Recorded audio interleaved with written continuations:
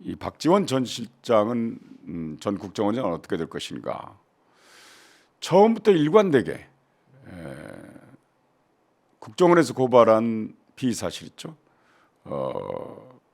첩보와 정보를 삭제했다, 무단 삭제했다고 했는데 일관되게 처음부터 어느 누구로부터 삭제 지시를 받은 바도 없고 자신 역시 삭제를 지시한 적도 없다라고 주장하고 있습니다. 또 구속 사유는 대부분 일정한 주거가 없을 경우, 그래서 도망갈 우려가 있는 경우, 또 증거를 인멸할 염려가 있는 경우가 이제 구속 사유 중에 중요한 내용인데, 주거가 있죠. 거의 매일 방송을 하죠. 당장 내일도 저와 함께 오마이TV에서 성경환이 묻고 박지원이 답하다 방송을 해야 됩니다. 도망갈 이유는 전혀 없다고 저는 생각합니다. 물론 검찰의 생각과는 다를 수도 있겠지만, 또 하나 현직에서 이미 떠난 인물이기 때문에 증거에 도저히 접근할 수가 없습니다. 물리적으로. 따라서 증거를 인멸할 우려가 전혀 없다는 생각이고, 또 8월 달에 이미 자택을 압수수색 당했고 핸드폰과 수첩을 압수당해서 이미 포렌식 했을 겁니다. 모든 증거는 검찰에 있다고 생각합니다. 그렇다면 증거를 인멸할 우려는 더더욱 없을 거라고 봅니다. 도망갈 우려 없고 증거 인멸할 우려가 없고, 물론 법원은 구속 사유를 심사할 때 범죄의 중대성이라든가 재범의 위험성 이런 것들까지도 보기 하지만, 그럼에도 불구하고 형사 재판의 원칙 중에 수사의 원칙 중에 불구속 수사를 원칙으로 한다 하는 것이 또 대세입니다. 그렇다면 저와 내일 방송을 함께 할 수 있을지 모르겠습니다만 저는 많은 기대를 하고 있습니다. 경우에 따라서는 검찰 수사를 받다가 전격적으로 또 검찰이 구속영장을 신청해서 법원이 바로 그걸 수용해서 구속하는 경우도 있는데,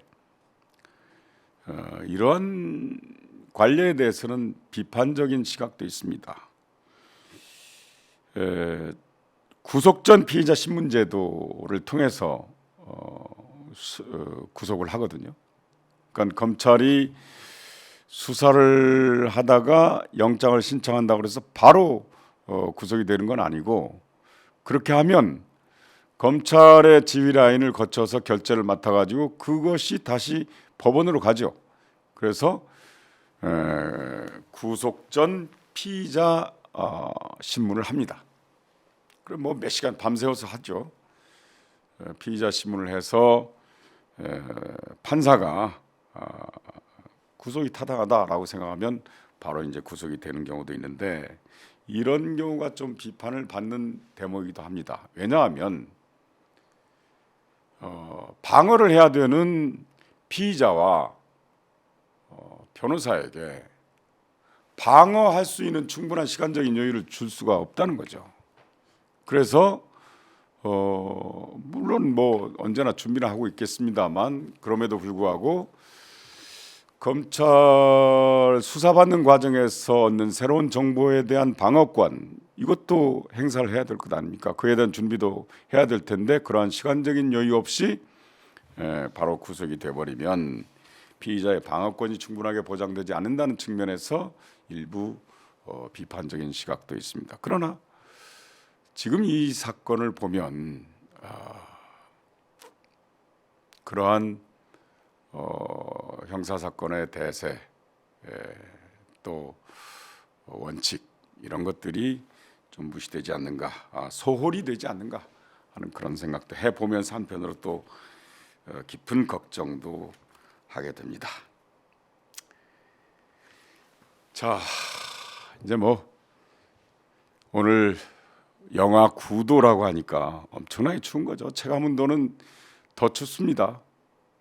2022년의 마지막 북풍 한설이